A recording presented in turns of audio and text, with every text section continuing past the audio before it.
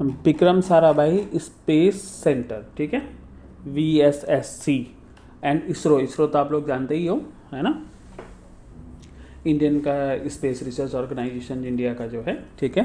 इसमें वैकेंसी निकली है, ठीक है, बहुत सारे पोस्टों के लिए, लगभग 9 अलग अलग पोस्ट के लिए वैकेंसीज निकली है, जिसमें सब में मिनिमम एज जो है 18 है, ठीक है।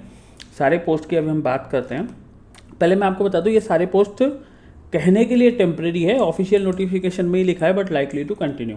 तो 99% ये सारे पोस्ट जो है वो कंटिन्यू हो जाएंगे, है ना। तो आप लोग इसमें वो मत करिए कि टेम्प्रेरी है नहीं भरेंगे, आप इसमें फॉर्म जरूर भरिए अगर आपकी एलिजिबिलिटी है तो, ठीक है। 70,900 रुपये की इसमें सैलरी है, ठीक है ना। तो जल्दी ये सब इंस्टीट्यूट जल्दी किसी को निकालती वगैरह नहीं है, और ऑफिशियल नोटिफिकेशन में ही कह रहा है कंटिन्यू होगा, तो आप ये मान के चलिए कि 99% ये कंटिन्यू होगा, तो आप लोग इसमें ज़रूर भरिए, ठीक है।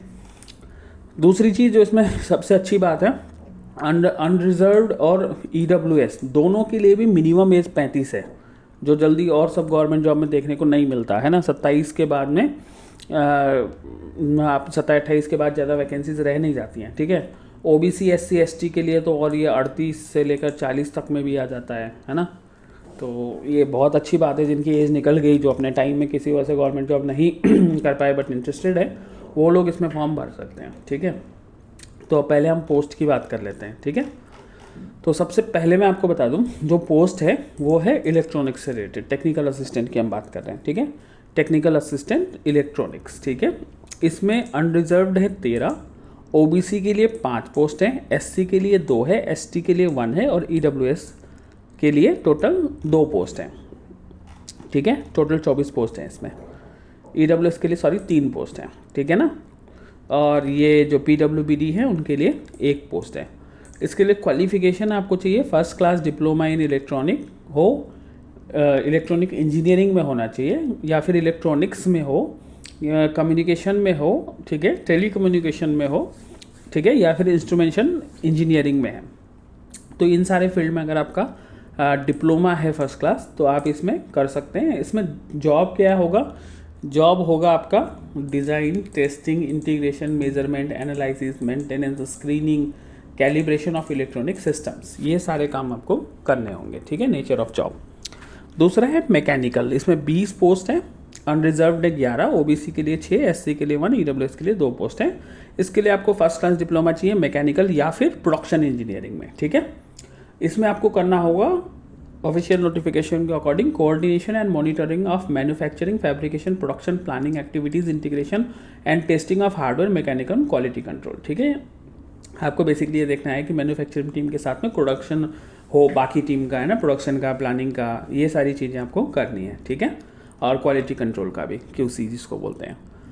थर्ड है कंप्यूटर साइंस, 6 पोस्ट हैं, अनरिजर्व 2 हैं, OBC के लिए 2, SC के लिए 1, EWS के लिए 1, ठीक है। फर्स्ट क्लास डिप्लोमा चाहिए आपको इसमें कंप्यूटर साइंस में, इंजीनियरिंग में या फिर टेक्नोलॉजी में। इसमें कंप्यूटर प्रोग्रामिंग और कंप्यूटर नेटवर्क ऑपरेशन से रिलेटेड काम है, ठीक है। अगला है टेक्निकल असिस्टेंट केमिकल, 5 पोस्ट हैं, अनरिजर्व 3, OBC और SC के लिए 1-1 पोस्ट हैं, ठीक है। फर्स्ट क्लास डिप्लोमा चाहिए आपको केमिकल इंजीनियरिंग या फिर टेक्नोलॉजी में, है ना।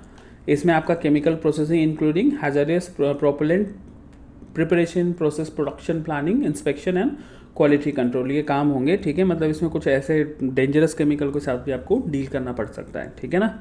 सिविल, टेक्निकल असिस्टेंट सिविल, इसमें आपको सिविल इंजीनियरिंग में फर्स्ट क्लास चाहिए। इसमें आपको और जितने भी कंस्ट्रक्शन साइट्स हैं उनमें जो मेंटेनेंस है या फिर उनका नया बन रहा है ना, सिविल प्रोजेक्ट जो भी हैं उनसे रिलेटेड काम करने को मिलेगा। अगला है आपका technical assistant refrigeration and AC, इसमें आपको फर्स्ट क्लास डिप्लोमा चाहिए रेफ्रिजरेशन AC में, ठीक है। इसमें आपको AC और रेफ्रिजरेशन जब भी इंस्टॉल होगा तो उसका सुपरविजन करना होगा।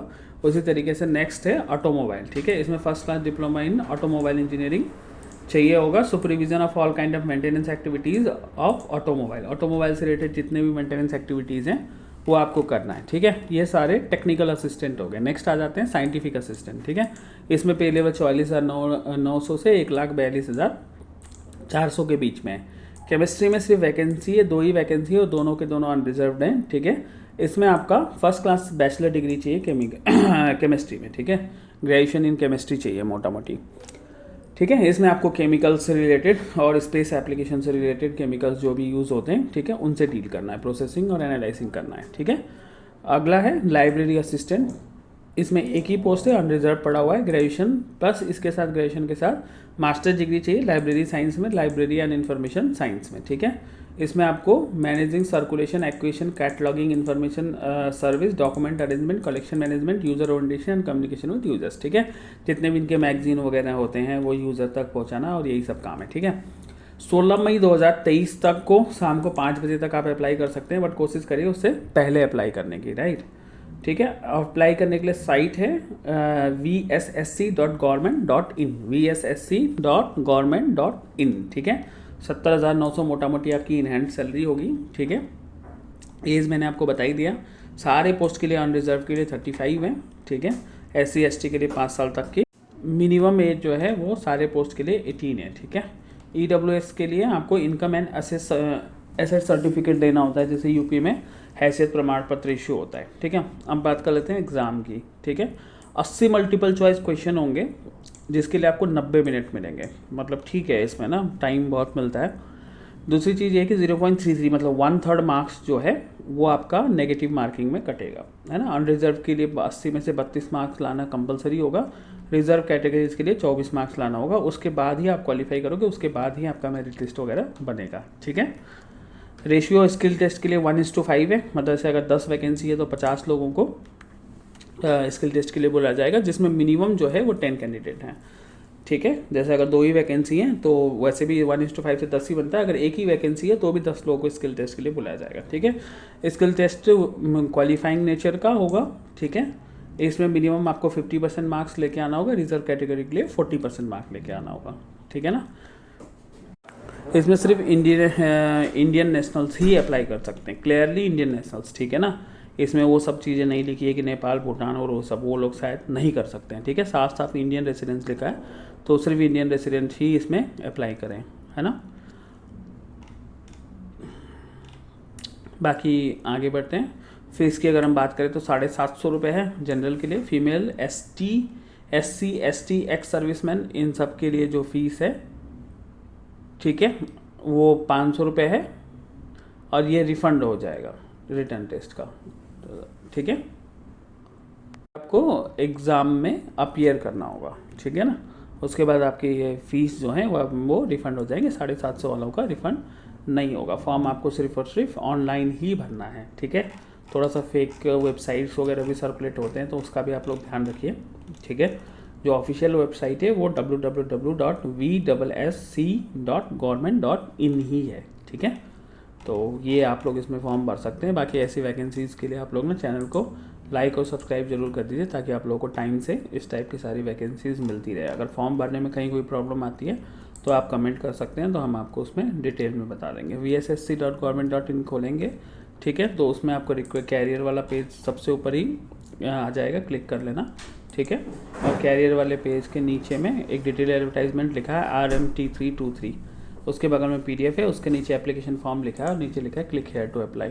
क्लिक हेयर टू अप्लाई में आप क्लिक करोगे, ठीक है, तो उसमें बहुत सारा उसमें नोटिफिकेशंस वगैरह खुल जाएगा, उसमें आप सारी डिटेल वगैरह पढ़ सकते हो, ठीक है।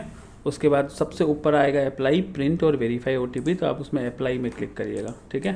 वो बोलेगा we are redirected to the next website, okay करना। आपकी वेबसाइट खुलेगी rmt.vsc.government.in, ठीक है ना।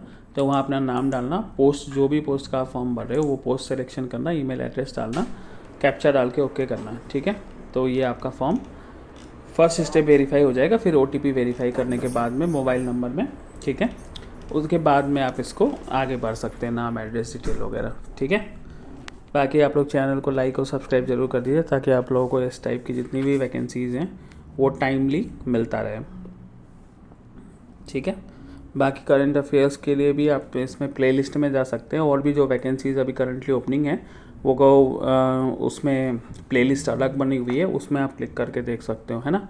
बाकी बहुत सारे शॉर्ट्स भी हैं, तो वो आपके लिए गवर्नमेंट जॉब प्रिपरेशन के लिए बहुत हेल्पफुल है। SSC CGL से रिलेटेड भी वीडियो अवेलेबल है, तो आप उसमें सिलेबस वगैरह सारा क्लियर कर सकते हो। इसके अलावा और भी किसी भी जो गवर्नमेंट जॉब से रिलेटेड कोई भी अगर आपको वैकेंसी में या किसी भी चीज़ में प्रॉब्लम आती है तो आप लोग कमेंट कर सकते हैं, तो हम उससे रिलेटेड आपको गाइड भी कर देंगे ईमेल वगैरह के थ्रू, या अगर जनरल टॉपिक